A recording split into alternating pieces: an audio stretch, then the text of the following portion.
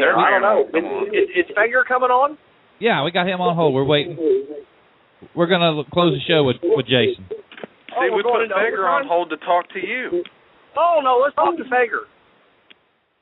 We'll all talk to Feger. All right.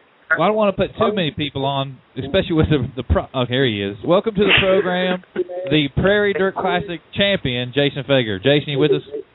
Yeah, I'm with you guys. Thanks for having me on. Not a problem. I've seen you've been on a bunch of shows lately. Yeah, they actually, that's why I was a little late calling you guys. Somebody else ran me a little late there. It kind of goes in first. That's right, and I apologize for the background. We're having issues with our system tonight. Have no clue what it is. That's no problem. So what do you think about the racetrack up at Fairbury? Hey, Jay, what was it? Was it rough or what was it? Fairbury's not rough. I mean, very rarely does it actually get rough, but, they let a cushion get built up on it. It's like running into a curb, a concrete curb on the side of the road. And, on a local program, when you're running 30 laps, you can get up there and do that, and your equipment can usually take it, but it's going to be hard to win a 100-lap race doing that there, Last year, I think 8 cars finished the Prairie Dirt, and this year 10 cars finished the Prairie Dirt, or 11, something like that, which, you're talking there's some pretty good cars there with some really good equipment, and it's just tough, It's not like it's a fault, but I think everybody wants to see more cars finish, and as the way the economy is and sponsors, and as expensive and as much work as all this stuff is, we don't want to, we don't want to do unnecessary tearing it up, if that makes any sense. Or even if we don't break, that night, it might break down the line. When it can be prevented, there's just that's when as drivers we don't see any sense in it, if that makes any sense. But, would it be safe to say that you needed a Rayburn up there this past weekend?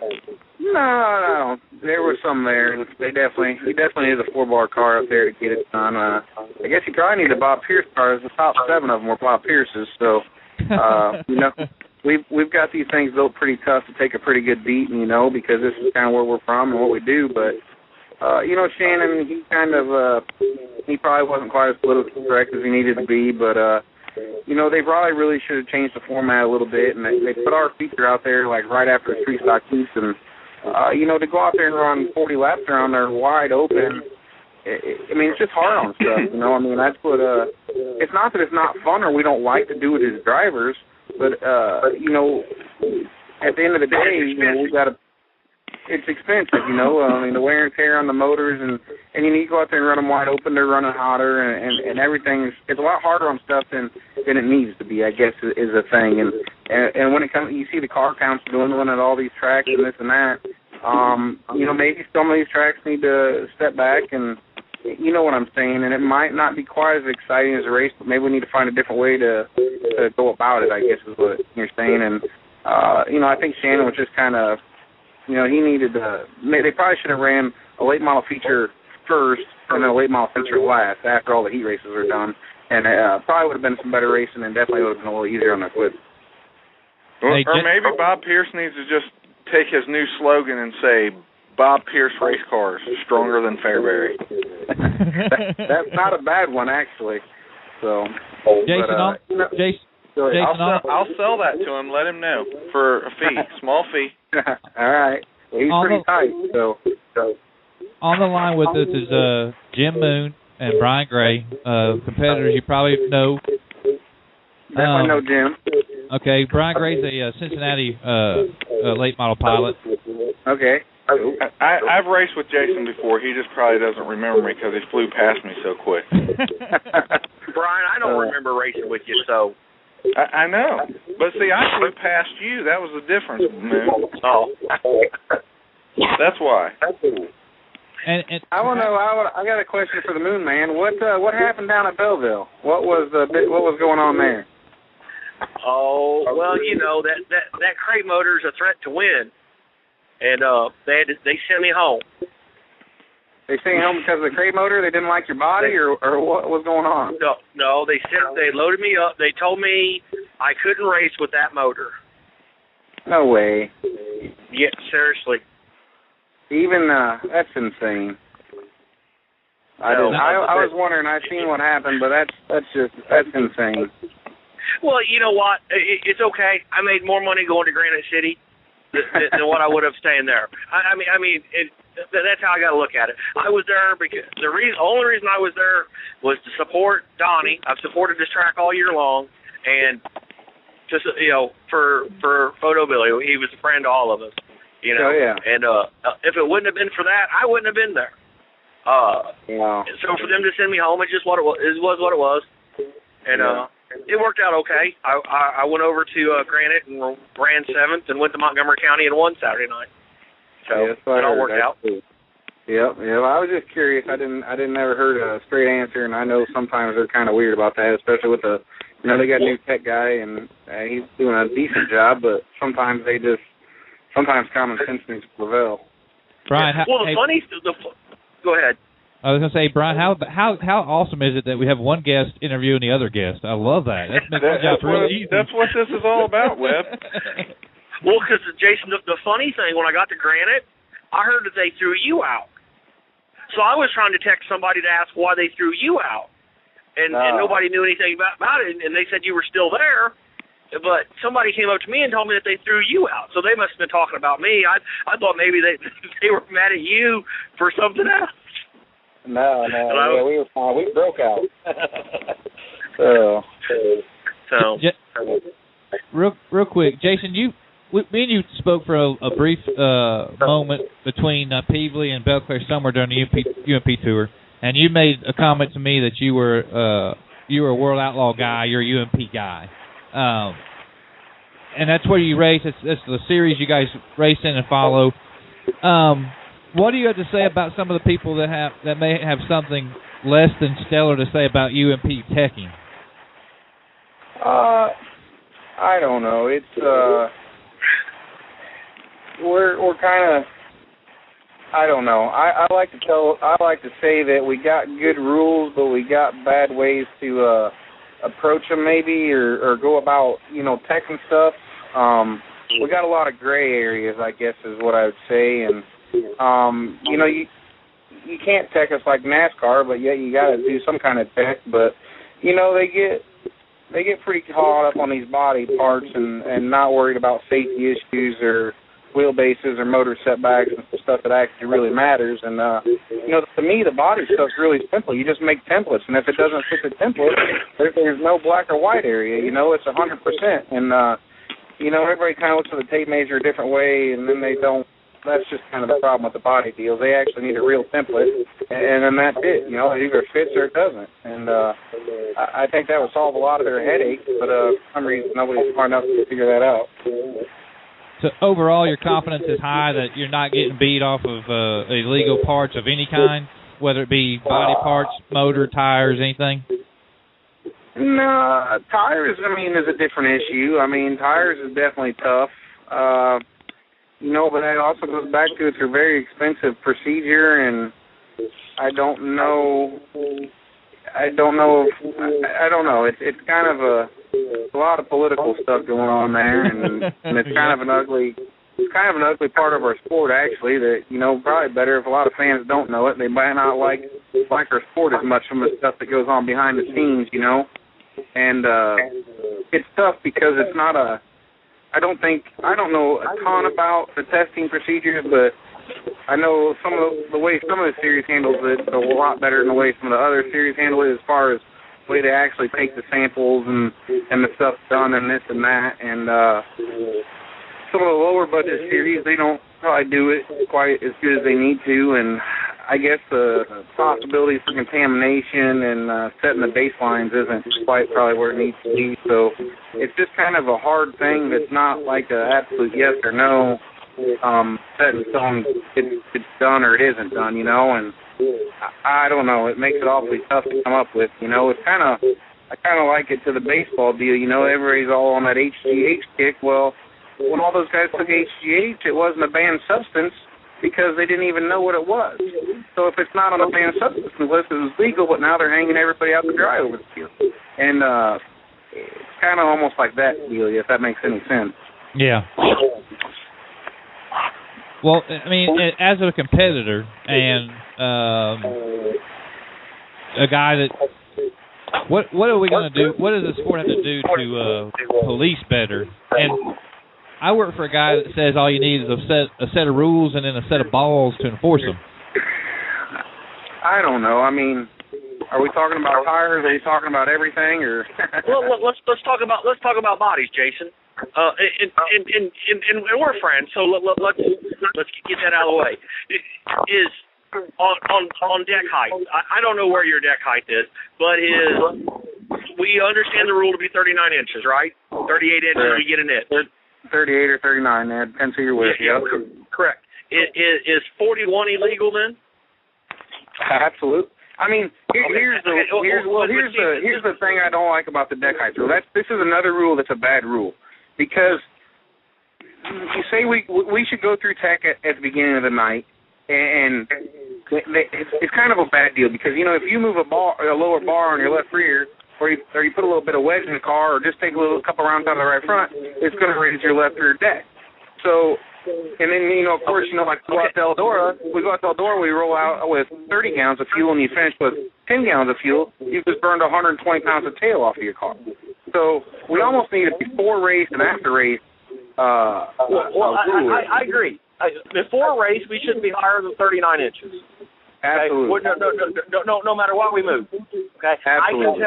I can tell you now, and my change to my program is my deck height now is at 47 inches. Until we fix the rule, I'm going to keep going up. And I can say you can probably go run some big series and get away with it, and no problem. But the other problem is certain guys can get away with it and certain guys can't. And correct. And that's that right there that's the biggest truth I've ever heard out of anybody, is that some guys can get away with it and some guys can't. I've got a question, and we don't have to point any fingers at anybody, but the question is there a certain part of the racing community that gets the eyeballs turned the other way? Oh, there's a huge portion. I think all you got to do is look at some of these crown jewels and look at the car counts, and that'll tell you who's there and who's not, and why they're there and why they're not. And you think what you want, but we're not going to these races because we don't feel like we're on an equal playing ground with some of the other ones. I mean, I'll be truthfully honest, and that's why I stay home and race local, or some of my 2,000 and 3,000 win shows. Is not because I don't want to go or that I can't compete with my equipment, but I can't compete with my equipment when my rule is different than the guys next to me rule. And I've seen it firsthand. I've been there and done it. And us as drivers, we're not stupid. We know what's going on, and we know when we're getting beat by. We know when our cars are good. And I mean, even when your car's good, okay, maybe I should be 10th, maybe I should be 5th. I'm not saying you're going to go out there and win, but when you're going to give a guy that's a professional driver with a really big budget, and you give an advantage yet, I mean, we got better ways to spend our money. We're not going to go support it. And I think all you got to do is look at some of these car counts at these big races, and it pretty much explains it. So now, okay, without anybody having to say anything, I just want to say that these crown jewels are kind of sanctioned by one series, right? Majority of the crown jewels are sanctioned by one series, yeah. And that would not be World Racing Group. That would not be definitely would not be World Racing Group. Wow, what an episode! What? I mean, here, let's be real. As much as I hate to say it, somebody needs to say it to fix the rules. I mean, and my stuff's legit by the rules anyway. So what are they going to do to me? But let's be realistic. We had 52 cars for $12,000 at Belleville, and you had 25 on the East Coast for $20,000. That's right. And you've got to be prepared. You got to be prepared to take that fallout too. Trust me, because I've said certain things about certain people, and I thought I was going to have the mafia at my front door. Yeah. Hey, believe me, but Jason, that goes on in our deal too. In our it does. Maybe not as bad, but it does. Not as bad. It does. Yeah. But let's be realistic. It's hard to. It's kind of like the crate late models. I mean, I think it's a really good idea, but who's going to enforce the crate rules at a local race every weekend? I mean, here's a good one. Webb, I seen a good one about the crate stuff.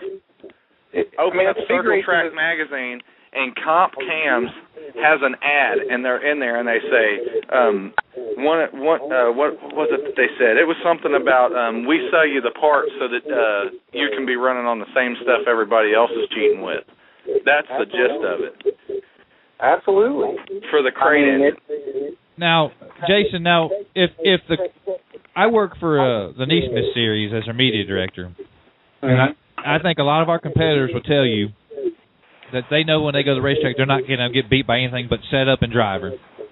And I would agree with that. And like I said, like I'm just saying, at a local Saturday night or Friday night track where there's no tech directors, where there's guys crossing the scales, he's checking weight. I mean, realistically, half the time they don't even look what tires are on our cars. I mean, I think I could go to half these UMP races are on open tires if it wouldn't be for another guy telling on me, because the guy at the scales isn't going to catch you. It's going to be a competitor that catches you. Yeah, Jason, on the crate deal, I came from Neesmith and I came from Fast Track. Both of those organizations, you never knew when you were going to be tech. But most nights I was tech. I can tell you, anytime I ever won, the top of my motor, the valve covers came off, and they tech me. No, I agree with you, but that's what I'm saying. That's at the bigger series races. That's why I said at the big money races. I agree, but I'm just saying, like, but now they're phasing this crate deal in local. I mean, at the money that the motors cost, a lot of them guys can go out and have two motors, and they have one for the big shows and one for the weekly shows. Because you're not getting at all these weekly shows is what I'm saying, because let's just be realistic, it's hard enough for the promoters nowadays just to get the race put on and get everything rolling smoothly, let alone worrying about the tech stuff. It's definitely a tough area of our sport. Now, I'll tell you that in the Neesmith series, that the main tech guy, the general manager of the series, Tim Sims, he does spot checks, random spot checks at these weekly series tracks that we have. We have 20 in 8 states or so. Mm-hmm. And he'll just show up, and he'll sit there and turn on the FM tuner outside the racetrack and wait to hear when qualifying's over, and he'll bolt in, or he'll come in after the race is over, or he'll come in before the race. So he does surprise these guys, and they'll get caught with those Saturday night motors. Well, and that's good. I mean, that's real good. And that's what that's designed for, and that's what needs to happen to keep it fair. Well, let's turn the page. Let's go back towards Jason Fager. Thank you for being so candid with a lot of those answers and responses to those tough questions, and also your opinion is greatly valued. So we appreciate that. Yeah, I'm pretty young. I'm in for the long haul, and I want to see the best of our sport and for the betterment, and just things be right and for everybody across the board. So looking back across your season, what parts of the season stand out for you? Well, probably, I guess, I don't know. I don't look back. I don't remember too much. But, I guess we had, looking back, it hasn't been that good, as good as it should be. We've had a lot of mechanical woes and stuff. We had 3 Summer Nationals wins, which was pretty good. And but other than that, it was kind of tough. But, here this past month and a half, we've really been able to get our stuff turned around, and we've been running really strong. And I'm looking forward to finishing the year out right and hoping everything will stay together. And I think if I can keep everything to stay together, hopefully we can make some more noise. I know, a couple years ago you guys were setting the world on fire. Last year had a pretty decent season. Last year you come down south. Are you going to come down south, like Mississippi or anywhere that far south in the near future? I was looking at that Mississippi deal. I just kind of got to see how the money is, I'm all self-funded, and what we want is what we keep going with, and it's been a rough summer, but we're trying to get stuff built back up and some bills paid off, and I'm definitely going to plan on making Charlotte to the World Finals, but I'd sure like to get down there to the Mississippi races. Be real neat to do, and I've only been down to Columbus once, and, a lot of great people, and had a blast down that area, so I'd like to get down and check out the other tracks and see how it goes. But a lot of that just depends how we do here within the next month here. And, if we got some money in the bank that we, when you're going to go out for me, if I want to travel that far, I got to have enough money in the bank to where if I go down there and don't make the show, I can come back and I'm still okay, Because up here I'm kind of racing, what I'm saying, money week to week is what gets me by. So I got to have some money built up to go do that. So we'll see what happens, but I sure want to, that's for sure. If I can suggest 2 shows, at the show at Why Not, the Fall Classic, and Berkey hit that one and won it, and then the very next weekend is the Cotton Pick, and he picked up that one. I think it's 2. Both of them are $15,000 to win each, so the money's there. Yeah, and I think a couple of years ago I was wanting to get down there, but I think we still had some racing up here going on. And from what I looked last week, I think, and I didn't really see much else going on that would interest me. So, like I say, if we can keep rolling like we're rolling right now, I'm definitely planning on trying to get down there. All right, Jason, before we let you get out of here, I want you to thank some of your sponsors and also thank those crew members that keep that car on the racetrack. Yeah, I got to thank Devin Schickle on the car, man. He's been working his butt off and does a lot for me. And Kenny Klein's come on board this year, helped out quite a bit. And I got Cheap Cars, Box Seat Productions, Titan Industries, VP Racing Fuel, Advanced Racing Shocks, By Action. I got all my other great sponsors, Franklin Rear Ends, Ryan Competition Engines, and I couldn't do it without all them guys. Everybody helps me out. All right. Well, Jason, thanks for joining us. I apologize for this echo we got on our end. It's not going out that way, but certainly appreciate your patience with that. And we'll get a hold of you, have you back on if you'll come back on. Yeah, no problem, guys. Anytime. So sounds great. All right, Jason Fager, the 25. Wow.